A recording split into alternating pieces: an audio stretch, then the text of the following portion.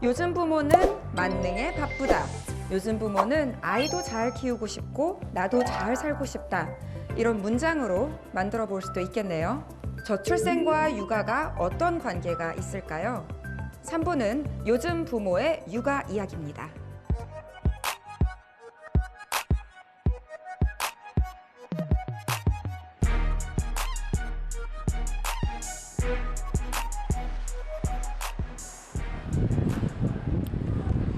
안녕하세요. 저 죄송합니다. 이거 하나만 부탁드릴게요. 1분 남았어요. 빨리. 이거 옷에다 껴주세요. 네네네, 빨리.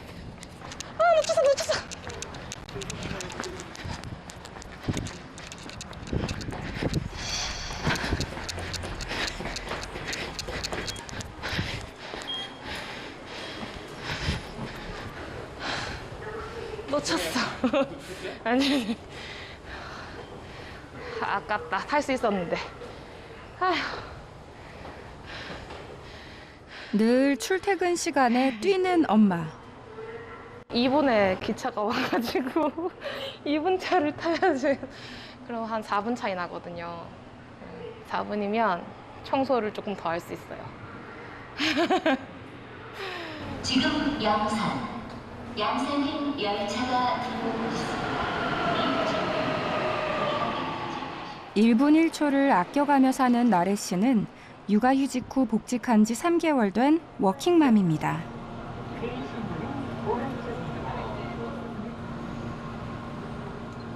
저는 수술실에서만 13년 차인데 그 육아휴직 끝나고 오면서 제 자리가 없어서 부서가 바뀌면서 새로 일을 배우고 있어요. 열심히 버티고 있는데 복직 후 새로운 일을 배우느라 동동. 퇴근 후엔 육아하랴 동동. 회사에서 집까지 이동하는 이 시간이 유일한 혼자만의 시간. 숨차게 온 이유는 바로 태권도 학원에 다녀오는 첫째 아들 마중.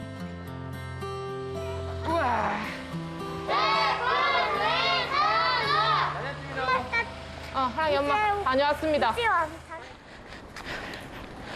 첫째의 손을 잡고 또다시 숨차게 걷는 엄마. 이번엔 둘째 아들 어린이집 하원. 안녕하세요 해야지. 안녕 해줘. 안녕. 옳지 안녕. 마스크 벗고 신발 정리하세요. 모두 무사히 귀가했습니다.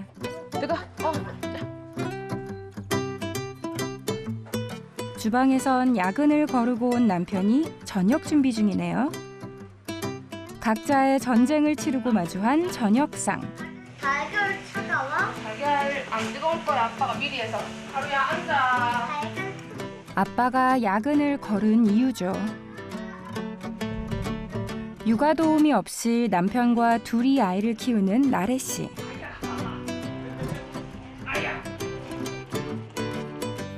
숨 돌릴 틈도 없이 아이들 밥을 먹이는데요. 그러고 보니 엄마는 여태 물 한 모금 못 마셨네요. 저 막달까지 일했어요. 하루는 2주 쉬고 아기 낳았고 하루는 보름 쉬고 일했어요. 사실 저희는 정형외과 전문병원이라서 방사선 같은 경우에는 피할 수가 없거든요. 배려해 주셔가지고 그런 수술 아닌 수술로 빼주시고 그것도 사실 조금 눈치 보이는 거죠. 제가 할 수 있는 수술이 정해져 있으니까 인공관절 수술 뭐 이런 방에 들어가가지고 이제 망치질 소리로 이제 태교를 했죠.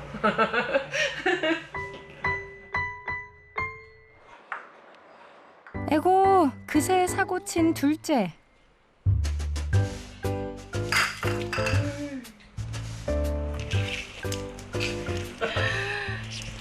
진짜 싫다.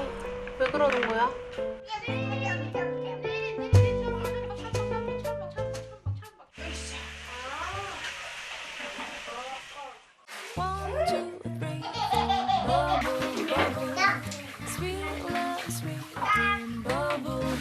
회사 퇴근 후 육아 출근이라는 말이 있죠.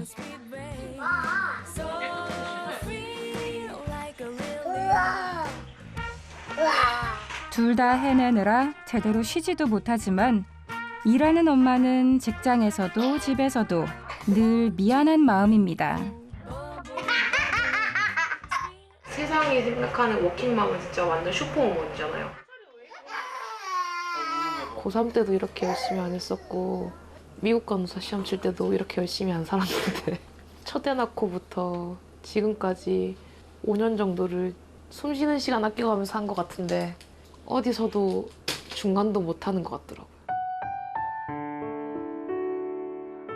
SNS 같은 데 보면 엄마들이 막 집도 엄청 깨끗하게 해놓고 반찬도 막 3개씩 해가지고 고기랑 맨날 씻었는데 밥 차려주고 와, 저 엄마들 진짜 대단하다. 운동도 하고 자기 관리도 하고 남편이랑 데이트도 하면서 애들은 또 저렇게 키우네. 막 애도 되게 똑똑하고 막 그런 엄마들만 워킹맘이란 말을 들어야 되는 거 아닌가라는 생각이 저도 들어요, 사실은. 저는 그 어느 것도 제대로 하지 못하고 있으니까 제가 느끼기엔. 코로나가 이제 막 시작했을 때 그때 어린이집 그냥 다 문을 닫아버렸으니까 남자도 육아휴직 그 3개월 쓸 수가 있거든요. 그까지 다 쓰고 저도 근데 그까지 다 쓰고 나서 부서가 바뀌었거든요. 자리가 없어져가지고 처음에는 좀 두렵더라고요. 맞벌이 부부의 가장 큰 난관은 아이들 등하원 시간. 이건 동동거려도 해결이 안 됩니다. 와이프가 국제를 할 때도 제일 막막하게 생각했던 게 등하원이었거든요. 어디 직장이 9시 넘어서 오는 어린이집 차를 태워서 3시 반에 마치는 애를 하원을 받을 수 있는 그런 직장이 어디 있는지 궁금하기도 하고.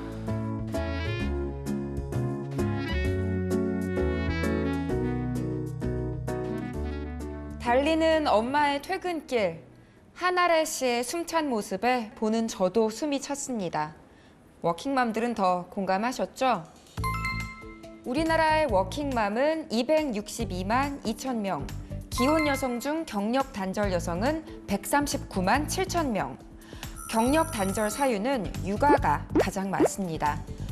일과 육아를 모두 잘 해내는 슈퍼우먼은 현실에 없습니다. 어쩌면 그동안 미디어와 사회가 만들어낸 환상 속의 워킹맘이겠죠. 그런데 요즘 여성들에게 일은 자신의 정체성이자 삶입니다. 달라진 워킹맘들의 현실 육아 이야기를 조금 더 만나보시죠.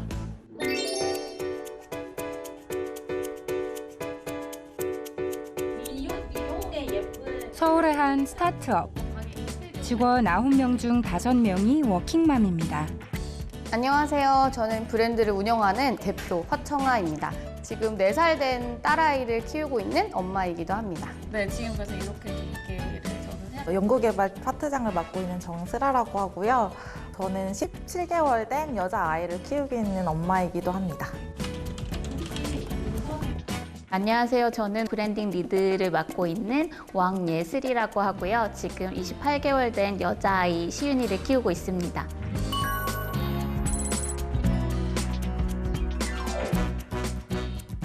저한테 일은 되게 중요하고 삶과 일 자체가 좀 분리가 어려운 것 같아요. 박사 수료를 하고 아이가 태어났어요. 그때부터 되게 커리어에 대한 고민을 진지하게 하기 시작했던 것 같아요. 저희 남편 같은 경우는 아이를 키우는 동안 전혀 커리어에서의 이렇게 뭔가 하락 같은 게 없잖아요. 뭔가 저의 커리어에서 너무 이게 마이너스인 기간인 것 같고 너무 성취감이 안 느껴지는 시기였다고 할까요? 근데 엄마도 가끔 이제 일을 나가긴 했었거든요. 그때는 이제 뭔가 어떻게 일을 나갔었죠? 애들 없는 시간에 잠깐씩 이제 하고 애들 있는 시간에는 거의 집에서 자녀들을 이제 케어하는 걸 더 택했던 것 같아요.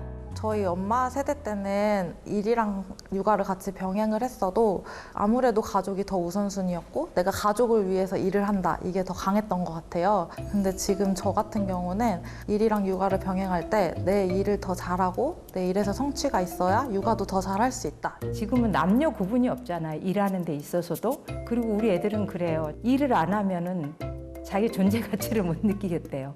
아니, 저는 원래는 아이를 많이 낳고 싶었어요. 그래서 2이나 3을 낳고 싶었는데 사실 아이를 한 명을 낳아서 키워보니 쉽지 않은 선택이더라고요. 그래서 둘째는 지금 생각하지 않게 되었는데 2명을 키우게 되면 얼마나 더 많은 사람들에게 도움을 받아야 되고 미안함을 느껴야 되고 약간 이런 부담도 생기더라고요. 육아를 하는 태도가 다른 것 같아요.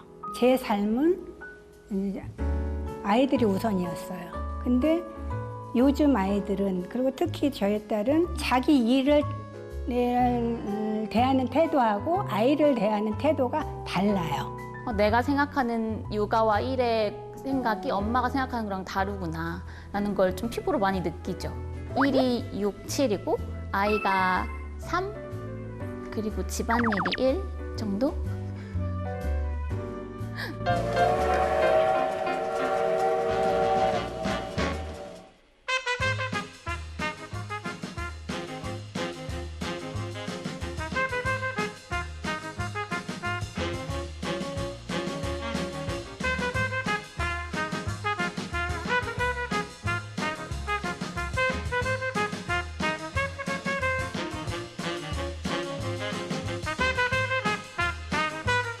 여성이 교육을 받고 사회로 진출하면서 여성의 세계가 남성과 마찬가지로 노동 중심으로 변했습니다.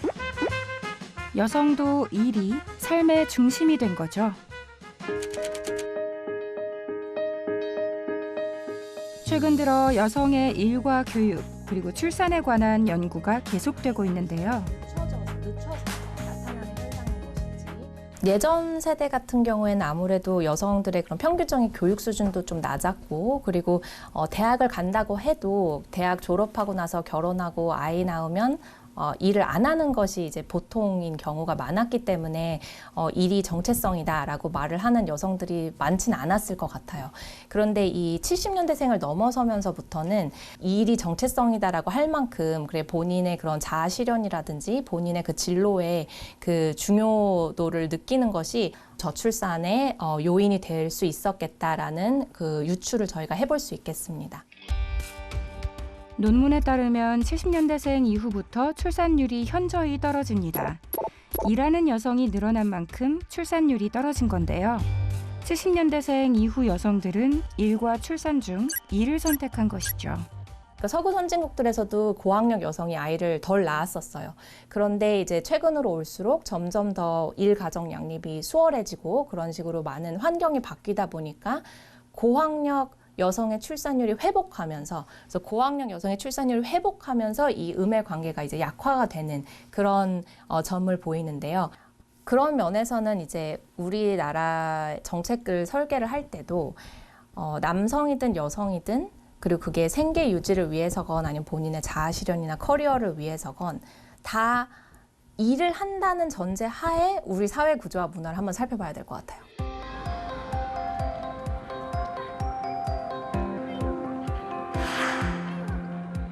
독일은 우리나라보다 먼저 저출산을 경험한 나라인데요.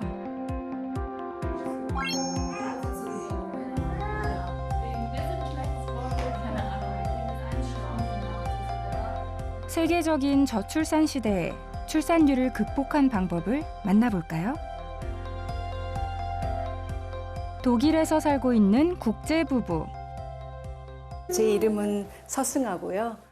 독일에 산 건 한 16년 정도 됐고 마케팅을 담당했고 13년 정도 일을 했습니다. 그리고 현재는 육아 휴직 중이에요.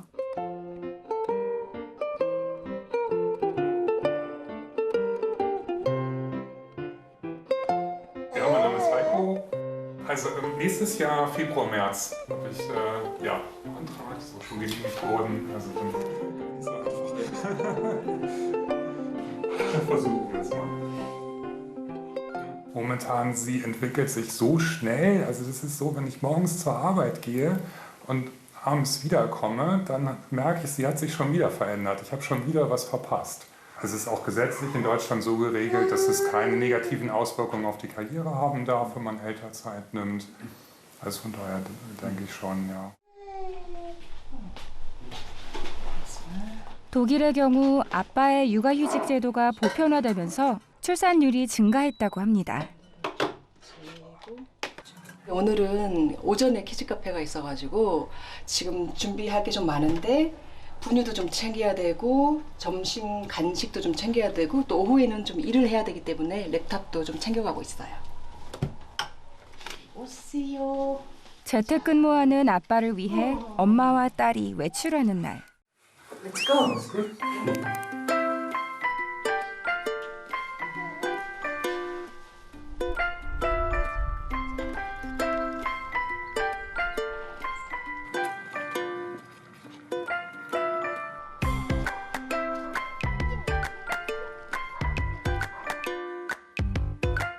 걸어서 30분 정도 거리에 있는 어린이 문화센터.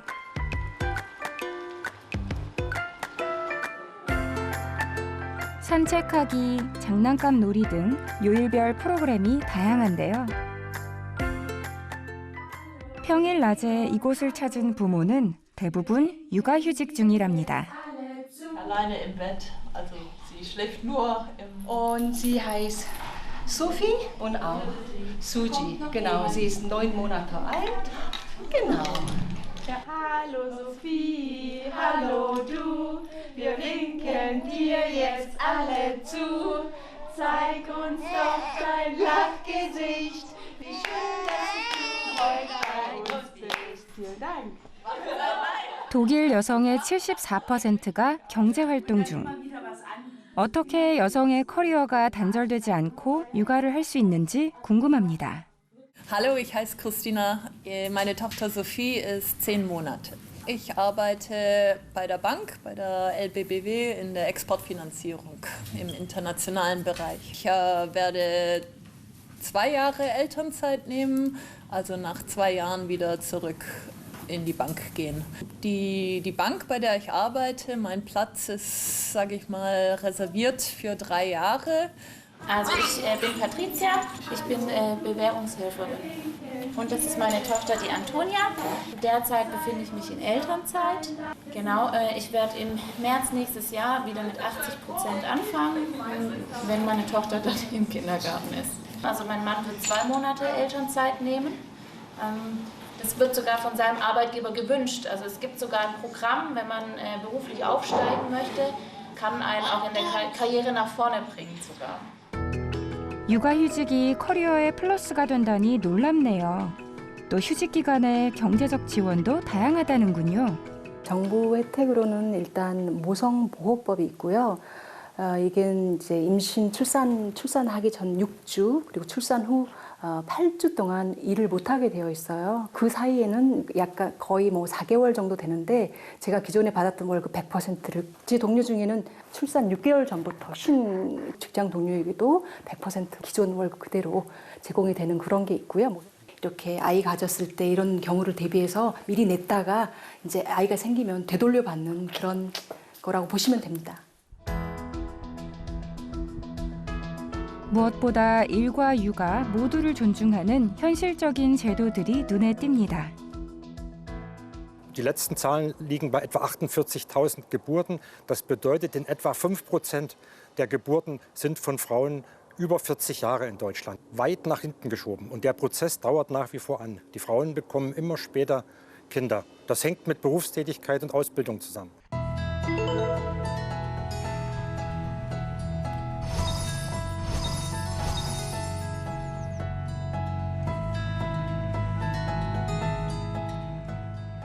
Wir nennen das Entkopplung im Lebenslauf. Also das soll besagen, dass die Frauen, wenn sie eine Pause wegen ihrer Kinder machen, nicht berufliche Nachteile. Und wir haben mittlerweile eine breite Akzeptanz. Dafür muss nicht mehr viel getan werden.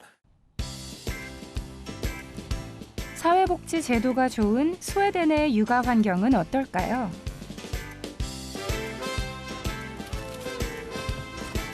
스웨덴 여성 10명 중 8명이 일하고 있는데요. 출산율은 1.7명으로 우리나라의 2배입니다.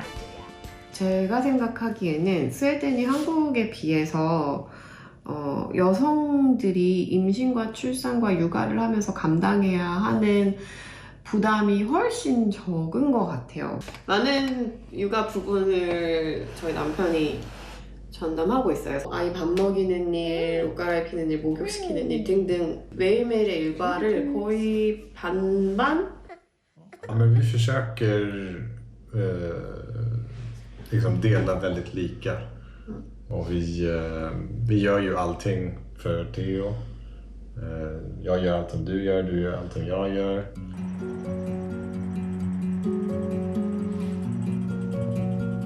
스웨덴에서 출산과 육아가 수월한 건 아빠의 육아 참여도가 높은 사회적 분위기도 크다고 합니다. 저도 사실 라떼파빠라는 개념을 아이를 낳기 전까지는 이렇게 피부에 와닿게 못 느꼈던 것 같아요. 그런데 저희 아이가 등원하던 때, 처음 등원할 때 여기서 이제 첫날 갔더니 저 빼고는 다 아빠들이 왔더라고요.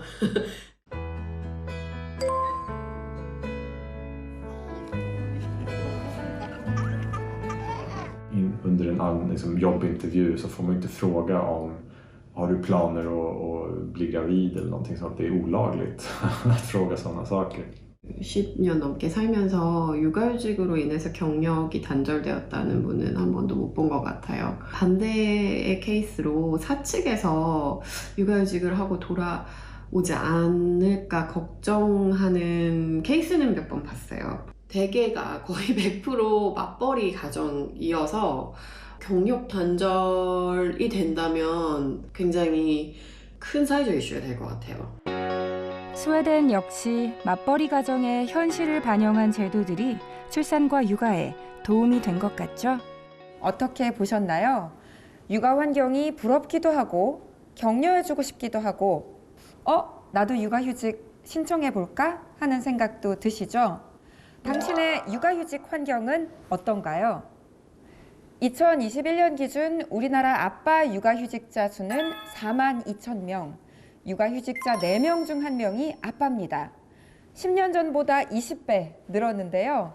하지만 그중 71%가 300명 이상 대기업 소속으로 육아휴직에도 양극화 현상이 큽니다.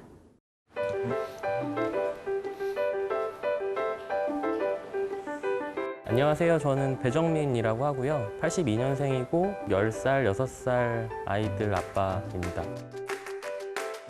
박정우고요. 8살, 7살, 5살 아들 셋 아빠입니다.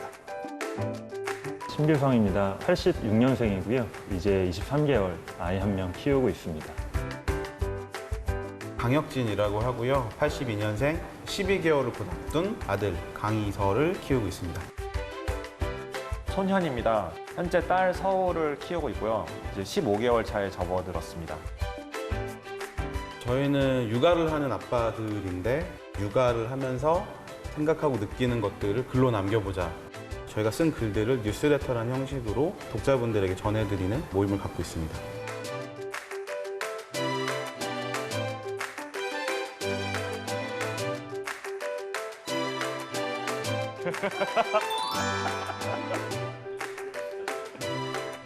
엄마들의 산후조리원 동기 모임이라는 게 이런 느낌인 건가? 약간 이런 생각이 들 정도로 이런 얘기가 아내하고도 잘 안 되는데 심지어 좀 아빠들 사이에서의 공감대가 형성이 되는구나 이런 생각을 잠깐 했었습니다. 아빠들이 육아 레터 쓴다는 게 왜 신문에 날 일이냐, 뉴스레터 쓴다고 왜 사람들이 이렇게 좋아해야 되는지 잘 모르겠다 이런 말을 솔직하게 해줬어요. 엄마들이 만약에 그렇게 쓴다라고 했을 때는 이 정도까지 반응이 있었을까? 이게 사실은 포인트인데 약간 남녀차별이 어쩔 수 없이 있다라는 거죠. 어떻게 보면 이런 육아 레터가 인기가 없어야 우리 사회가 진짜 평등한 거 아니냐. 저는 2020년에 1년 동안 육아휴직을 썼는데 그때 약간 고민을 하기는 했어요. 그래서 일을 하다 보면 뭐 퇴근이 늦어질 수도 있고 출근이 빨라질 수도 있잖아요. 이제 주말에 이제 하루 쉬게 돼가지고 나왔는데 아내가 그러더라고요. 이제 너 없어도 키울 수 있을 것 같아. 굉장히 큰 위기감을 느끼고. 그 2달 동안 육아휴직을 가겠다고 말씀을 드렸더니 저한테 수차례 확인을 하시는 거예요. 그래서 정말 돌아오는 거 맞니? 내가 네 새로 사람을 뽑아야 되는 거니? 2달보다 시간이 더 필요한 건 아니니? 하물며 여자분이고 본인도 아이를 키우고 계신 분이 뭐 국적 불문, 뭐 나이, 성별 불문하고 남자가 육아휴직 쓰기는 참 어려운 환경이겠구나. 어쩔 수 없이 제 지인들은 육아휴직을 쓴다라고 제가 얘기를 해도 휴직에만 집중을 하더라고요. 육아는 해본 적이 없으니까 그런 건지 너 휴직했구나. 약간 이런 느낌으로 받아들이는 거죠. 그래서 좀 알바라도 할래? 그 시간 동안? 정말 이런 질문들이 전화로 왔었고 그냥 뭔가 제가 쉬는 줄 아는 거죠. 예. 근데 사실은 저는 지금도 좀 말랐지만 2kg가 빠졌었거든요. 그 기간 동안.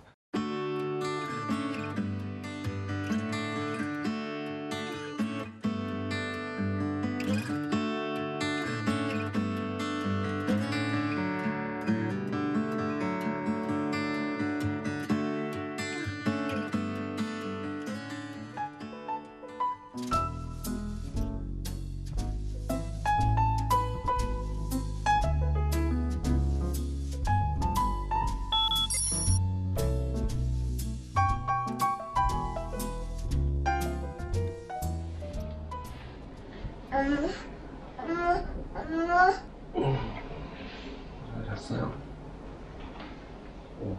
맘마 줄까? 맘마 주자.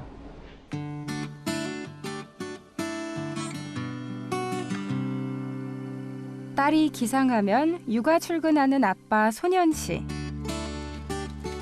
안녕하세요. 안녕하세요. 안녕하세요. 자, 맘마.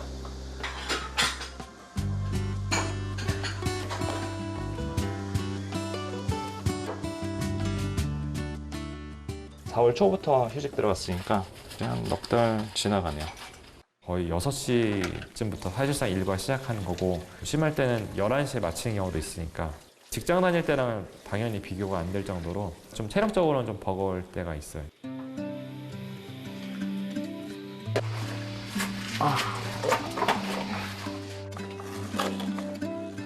한창 모든 게 신기한 아이. 아빠 가서 도와줄까?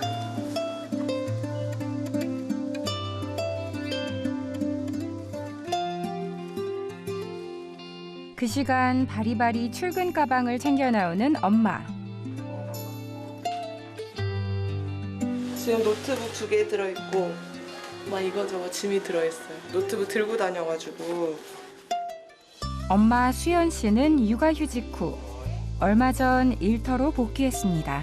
제가 최초에 육아휴직을 써야겠다고 결심했을 때도 당연히 이제 제 배우자인 이제 수연님의 커리어랑 경력도 중요하니까라는 생각이 있었어요. 그렇지 않으면 결국은 엄마 쪽에서 경력이 끊기고 그러니까 육아를 전담해야 되는데 여성이 그 후에 사회로 복귀하기가 상당히 어렵잖아요. 아니면 아예 다른 또 직업을 찾거나 해야 되는데 저도 그렇지만 당연히 수연님도 커리어 측면에서는 한창 일을 이제 많이 이제 배우고 이제 뭔가 본격적으로 성과를 내야 되는 시기랑 출산 시기가 맞물리다 보니까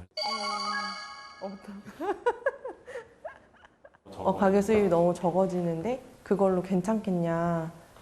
뭐 대출금 나갈 것도 있고 그걸 다 잘 갚을 수 있냐. 저도 휴직하기 직전에 맛통 하나 뚫어서 초반에 그걸 계속 안 쓰려고 하다가 안 쓸 수 없겠더라고요. 그래서 지금 이제 요즘은 적극적으로 그냥 쓰고 있고요. 너무 어두운 얘기를 했나요?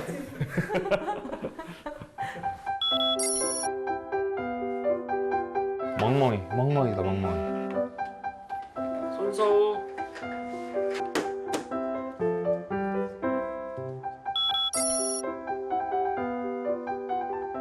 미역국 제일 좋아하고요. 그리고 계란도 좋아해요, 계란. 이거는 새우전이에요. 어떻게 하면 성우한테 영양가 있는 음식을 먹일 수 있을지 고민하고 있어요. 정작 저는 가끔 급할 때는 라면 때우기도 하거든요, 라면으로. 아이들 밥 먹이는 일이 전쟁이죠. 소년 씨도 서우 밥 먹이는 노하우를 얻기까지 꽤 시간이 걸렸답니다. 뭘 먹이려고 그러면 입에 넣어줘도 다시 뱉어서 자기가 확인한 다음에 먹어요. 내 어릴 적을 좀 빼닮은 것 같다. 내가 이렇게 또 인과응보가 되는구나라는 생각을 할 때 있죠. 아이 체중이 요새 12kg 전후가 되는데 12kg 되는 거를 하루에도 뭐 극단적으로 한 100번 넘게 들었다 놨다 하는 경우가 많아서 일단 피로는 계속 만성으로 달고 있긴 해요.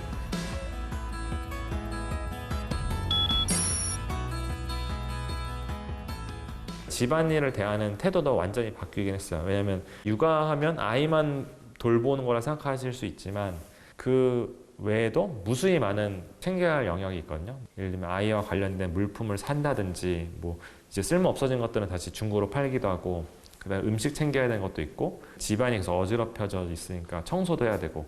그러니까 저는 그 집안일 플러스 아이 돌봄, 이게 한 패키지라고 생각을 해요. 네. 아, 그러네.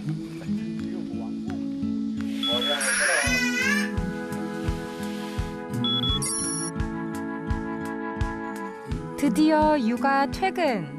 근데 제가 요즘 되게 바빠서 한 2주를 거의 독방 육아를 했거든요. 일단 독방 육아 자체는 여러모로 사회 악인 것 같습니다. 이게 왜냐면 둘이서 아이 하나를 낳았는데 한 명만 계속 아이를 보는 상황 자체가 부조리한 건데, 이게 반복되면 당연히 그 고통받는 사람이 분노할 수 있죠. 왜냐면 이건 입장 바꿔서 남자가 독방 육아를 하든 여자가 독방 육아를 하든 되게 이게 사실 힘든 거거든요, 이거는. 수고하셨습니다.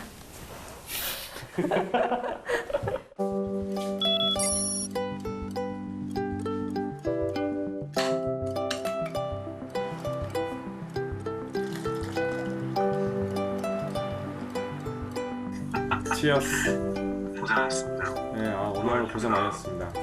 오늘 다들 육퇴 컨디션 어떠신가요? 둘째가 큰 애를 때린 건 아니고 뒤통수로 머리를 찧었어. 그래가지고 왜요? 괜찮아? 아니 눈이 이렇게 눈탱이 망탱이 되고. 오늘도 육아를 하고 퇴근한 부모님들 수고 많으셨습니다. 대기업이나 공공기관 같은 데는 그런 제도를 쓰는 것이 어렵지 않지만 중소기업이나 또는 소상공인 또 1인 기업 같은 경우에는 그런 육아기 지원, 일가정 양립을 지원하는 제도들을 사용함이 쉽지 않습니다. 이런 부분의 제도적인 보완과 더불어서 눈치 보지 않고 쓸 수 있는 사회적 분위기, 그게 필요하다고 보입니다. 우리나라가 인구 정책에 관심이 없었던 게 아닙니다. 대한민국의 인구 정책 역사는 60년이 됐습니다.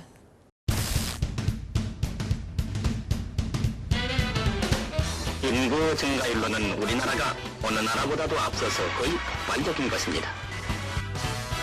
앞으로 자녀들은 알맞게 낳아서 훌륭의 길로 알뜰한 살림을 이룩해야겠습니다. 덮어놓고 낳다 보면 거짓골을 못 면한다. 불과 30여 년 전 우리나라는 산하 제한 정책을 펼 만큼 아이를 많이 낳는 나라였습니다. 1983년에 합계 출산율을 2.1명인 대체 출산 수준으로 낮추는 데 성공했습니다. 그 후로 출산율은 점점 가파른 속도로 낮아졌고 지금은 세계에서 가장 적게 낳는 나라가 됐습니다. 그렇다면 무엇이 문제일까요? 그동안 우리나라가 저출산 정책에 관심이 없었던 게 아닙니다. 15년간 380조 원의 지원이 이루어졌죠. 그런데 노력만큼 별 실효성을 거두지 못한 것 같아 보입니다. 조금 더 자세히 들여다볼까요? 서울시를 비롯해 지자체별로 지급하는 출산 지원금입니다. 첫째보다는 둘째, 둘째보다는 셋째에게 경제적 지원을 더 많이 하고 있죠. 지역도 마찬가지입니다.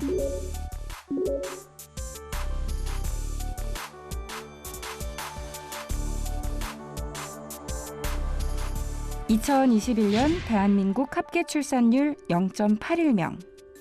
지금 우리나라는 한 집에 한 명도 낳지 않고 있습니다. 보다 현실적인 출산 정책이 필요합니다.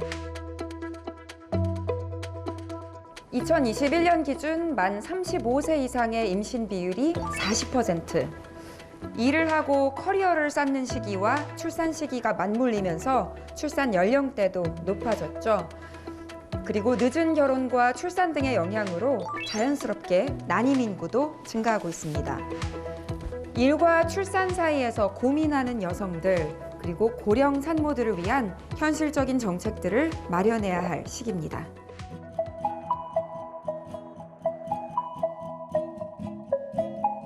집안 곳곳이 아기 용품으로 가득한 집. 제가 인텍이 제 보물이라서 여기 이거를 여기다 보관했거든요. 40번, 한 40번 넘은 것 같은데요. 40 넘어 아이를 갖게 된 정아 씨는 시험관 시술을 통해 임신을 했습니다. 나이가 들면 한 번은 임신도 잘 안 되고 그다음에 시간이 걸리는 걸로 알고 있는데 저희 주치의 선생님께서 시험관이라는 것도 있다. 시험관을 하면 정확성도 있고 그다음에 시간도 줄이고 저희같이 시간이 없는 사람들한테는 부부에게 뱃속의 아기는 보물단지랍니다. 임신은 사실 두 번째인데 저희 첫째 애가 2년 전에 36주 5일 때 이제 태반 조기 박리로 이제 하늘나라를 갔어요. 아이고.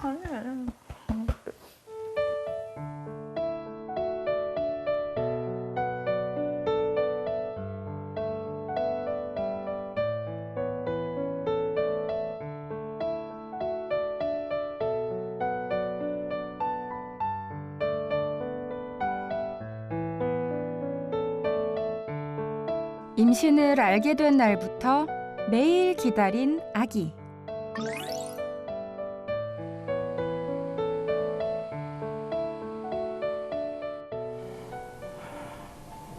떨려? 긴장되지. 뭘 떨어, 떨기는. 지금 엄마가 간절히 바라는 건 아이가 건강하다는 말. 잘 뛰고 있어요. 네. 드디어 아기를 만나러 갑니다.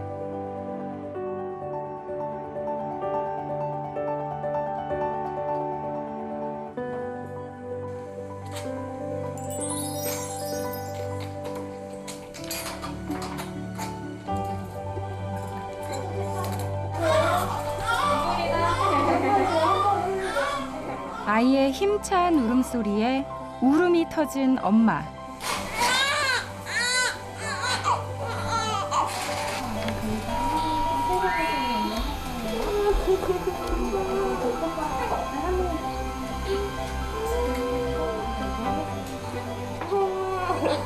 아니요, 저렇게 조그마냐. 돈 같아요.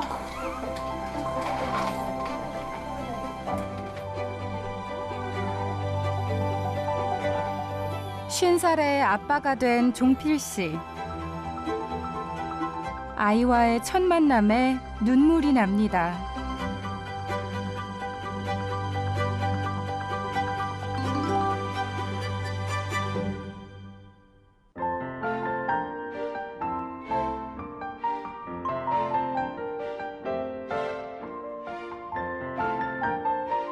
어느새 100일이 됐습니다. 눈부시다, 눈부시지?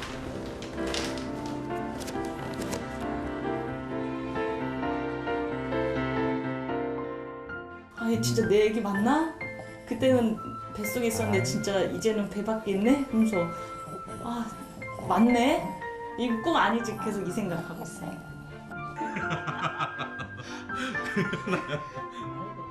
아이가 건강하게 100일이 된 것이 무엇보다 기쁜 부부. 그래 지금 복 받으라고 할머니가 복자 사주셨네? 알아보는 것 같은 느낌을 받을 때, 그러니까 제가 이제 얘기를 할 때 이렇게 좀 옹알이를 좀 하거든요. 그래서 아빠 눈 맞추려고 노력하는 거 보면 너무 이쁘죠. 예준이가 태어나기까지 부부는 돈과 시간 모두를 투자했습니다. 난임하려면 뭐 몇천만 원 든다라는 생각을 했었는데 해보니까 몇천 원 들더라고요. 주사 맞아야 되고 약 써야 되고 이식해야 되고 냉동 보관도 해야 되고 굉장히 많더라고요. 근데 이 가정마다 금액이 굉장히 비싼데 저희 같은 경우는 최소한의 의료보험만 지원을 받았는데 아기를 갖는 거, 아기를 낳고 다 똑같은 다 귀한 생명인데 왜 누구는 지원을 해주고 누구는 안 해주고 그걸 왜 나눴냐. 어떠한 가정이든 간에 거의 다 지원이 됐으면 좋겠어요. 2021년에 태어난 아기 8명 중 1명이 난임 시술을 받아 태어났습니다. 아이를 낳고자 하는 가정에 보다 적극적인 지원이 이루어졌으면 합니다. 지금 그나마 여성 인구가 꽤 많은 그런 시기이고요. 그래도 지금 출산율을 조금이라도 저출산을 완화할 수 있으면 그것이 출생아 수를 늘리는 데 굉장히 지금 도움이 되는 시기입니다. 그런 사람들이 언제까지나 기다려주냐면 그렇지는 않습니다. 10년 후면 그 사람들은 다 이제 중년이 될 것이고요. 급격하게 어떤 그 추세의 반전을 이루는 것은 굉장히 어렵겠지만 최대한 그런 그 속도를 늦추기 위한 노력을 하는 것이 필요하다고 생각을 하거든요. 그렇기 때문에 근본적이 아니라 하더라도 지금 이 도움이 되는 그런 단계적인 정책들도 꼭 필요하다.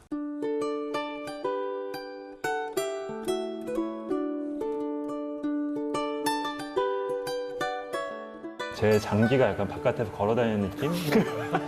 들 정도로 약간 기괴하지만. 아이가 태어나고 나서는 그런 훌륭한 여행 패키지라던가 좋은 물건 이런 것들이 눈에 전혀 들어오지가 않아요. 왜냐하면 이렇게 훌륭하고 아름다운 게 없기 때문에. 저는 요즘 계속 행복이 갱신된다고 느끼긴 해요. 한 인격체를 온전히 성장시키는 경험이 되게 드물잖아요. 되게 고귀한 경험이고 피로하거나 몸이 좀 지치거나 할 수는 있지만 그럼에도 불구하고 압도적으로 느끼는 그 감정은 행복이긴 하거든요. 어떤 세상이 된다면 이 사랑스러운 아이들을 더 많이 만날 수 있을까요?